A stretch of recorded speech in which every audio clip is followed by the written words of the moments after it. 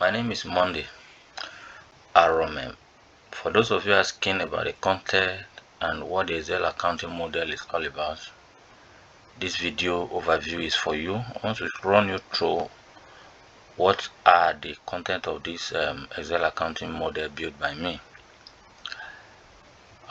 Beginning from the financial statement, it contains financial statement, building of the financial statement or preparing a financial statement from the scratch using this model. Under the financial statement, you will see basic principle of account, chart of account, general ledger, general journals, trial balance, the first three key financial statement, which has to do with income statement, statement of financial position, and of course the cash flow.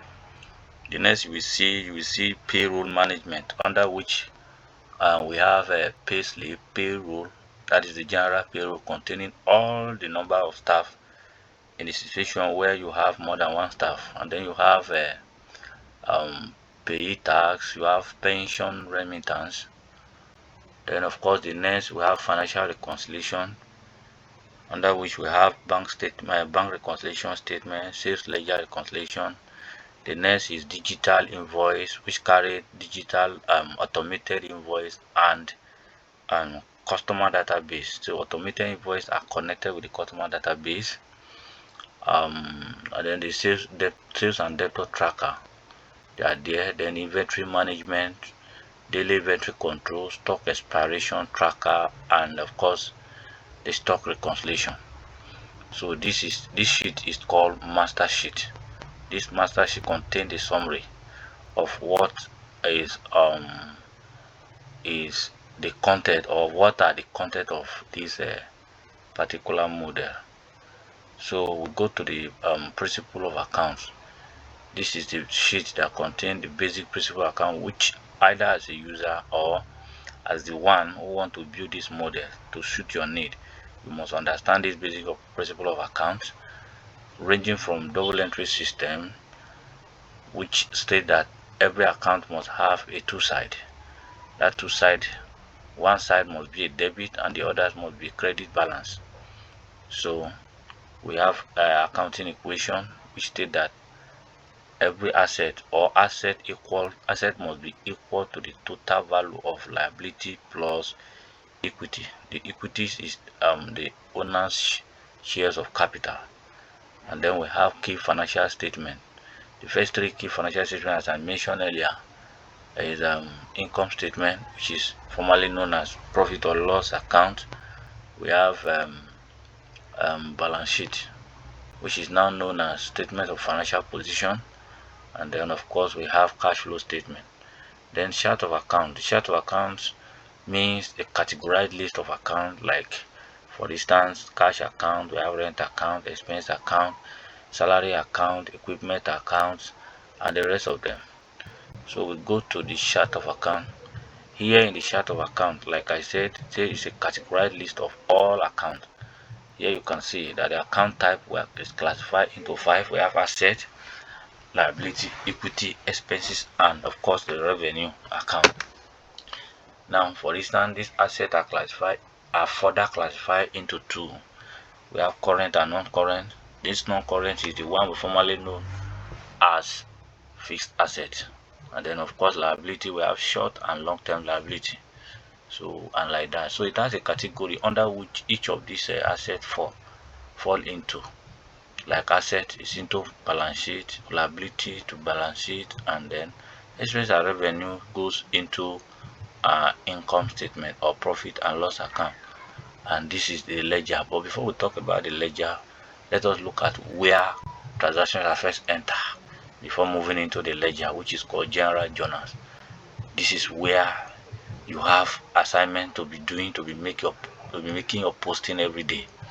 This is where you make your post, having understand the principle of double entry system properly. Every account, every sub account are already linked, already here in this drop down. You can see, you can select anyone you want to select depending on the transaction you want to post. If it's equipment, if it's cash account, the account that is to be debited, account that is to be credited. This is where you select them. So, and the rest of them, that is it. That is it. So this place is where you make all your entries. Like the definition of a general journal said, that is the place, is a book that transactions are first entered before in a chronological order. That is according to how it happened before they are transferred or linked or connected to their various ledger. The destination where they belongs to. Then we come back to the ledger. You can see once entries are made here, everything here, the rest is history. This ledger will prepare itself because it's automatically connected. You see, when I select equipment account, it's showing me this equipment ledger, and it's showing me under which categories of account it is. Is telling you that this equipment is a non-current asset, meaning it's a fixed asset. You see, then this is cash account. You can see the cash account. That is it. This is the cash account. This is the cash account.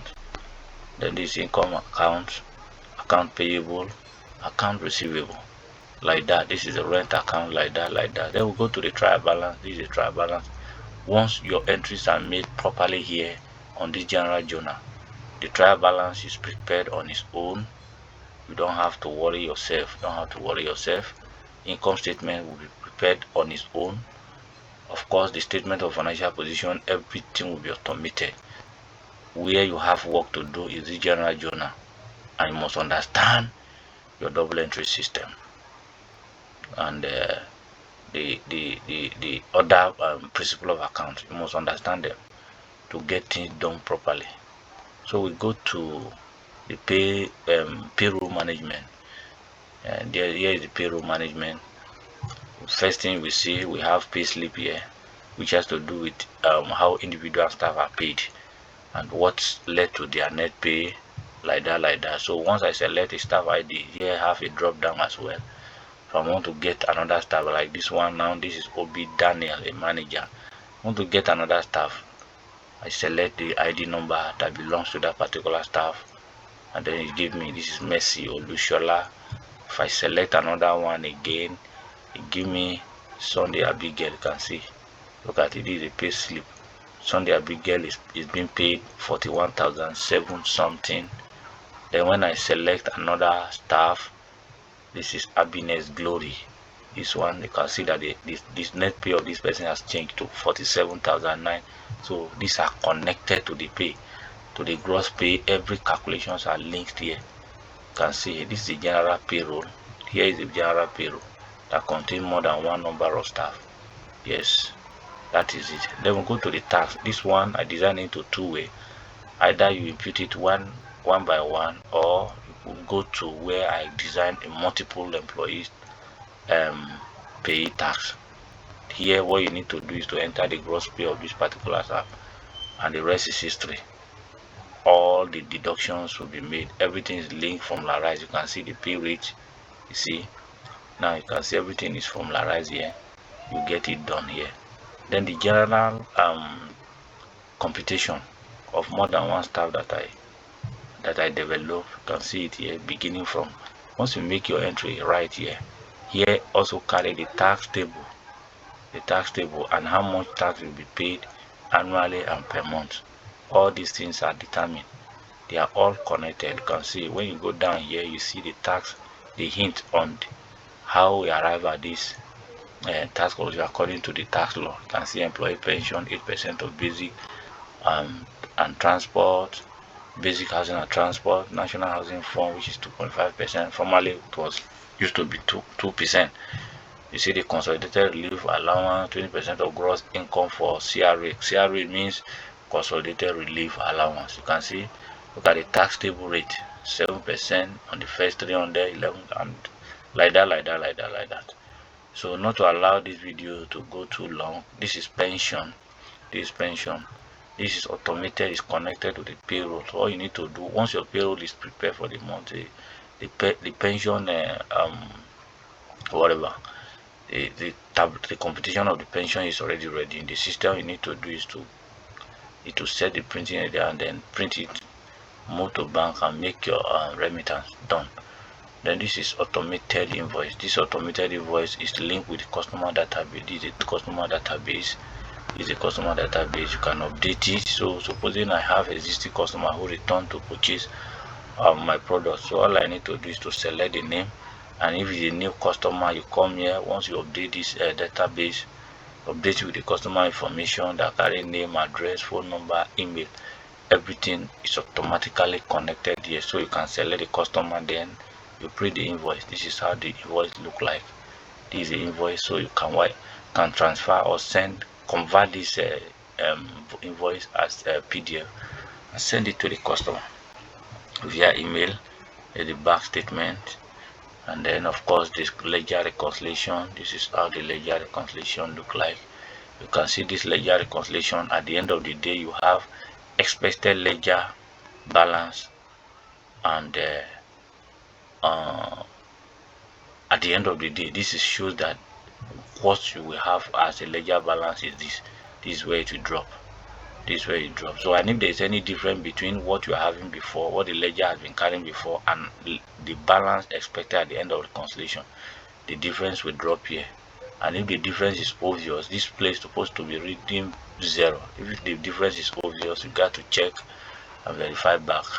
But how ledger proper are reconciled is during our training that you get to know that. But this is the summary of ledger reconciliation. Summary of ledger reconciliation. Then this is the debtors tracker. The beauty of this debtors tracker is that it will show you the status of the debt as to whether it's due or not due or overdue. This is it. All you need to do is to change this date, this place, change the date to the current date, having updated all the customer that is owing, all the details of what they are owing. Once you change this to the current date, the rest is history. It will not show you the debt that is due, the one that is overdue, the one that remains so number of days to be due or to overdue. And then of course this is a daily sales tracker. Yes, this is a daily sales tracker.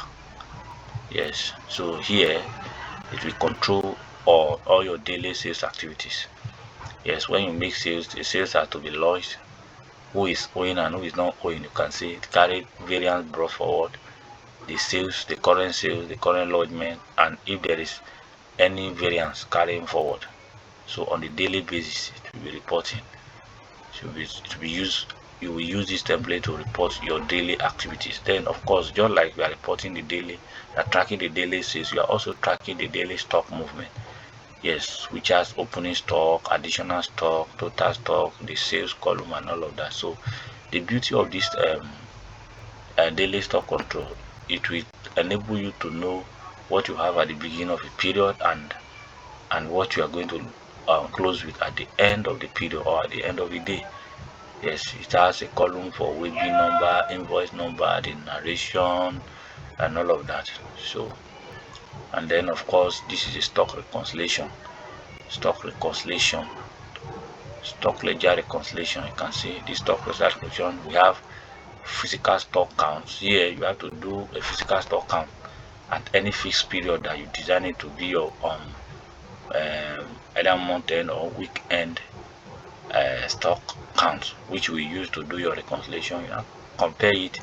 These are compared with the bin card value. Those it's advisable you must have a bin card that will be physically controlling your stock in the warehouse.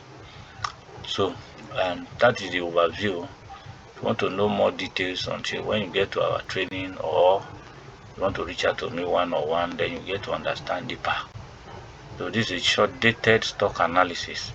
Short dated stock means we use it to track expiration of the stock in the warehouse, so that no stock will expire in your hand unexpectedly. So you will know the next the stock that will expire or item that will expire in the next 3, 4 months, 5 months, 6 months, even the next 1 year, to give you the idea. So everything is here and formularized. Now, before I round up, someone might ask, how do I navigate from the beginning to the end without opening the sheet one after the other? What you need to do, the links to each sheet are by the side of the content of this each content of this model. Now if I want to go to go back to the chart of account. I click on the chart of account. It take me back to the chart of account.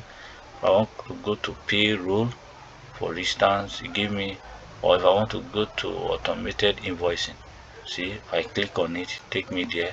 I want to go to income statement, I click on the income statement, take me there.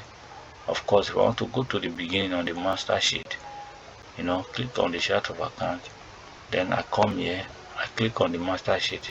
It give me, that's it, that is how it works. Thank you once again. My name is Monday, and for those of you asking once again, how does it work, this is how it works.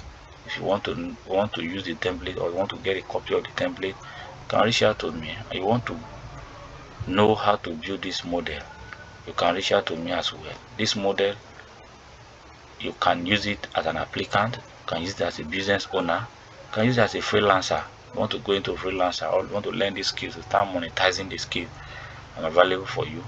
I will train you properly how to build it, or how to use it. Thank you once again. God bless you. Bye for now.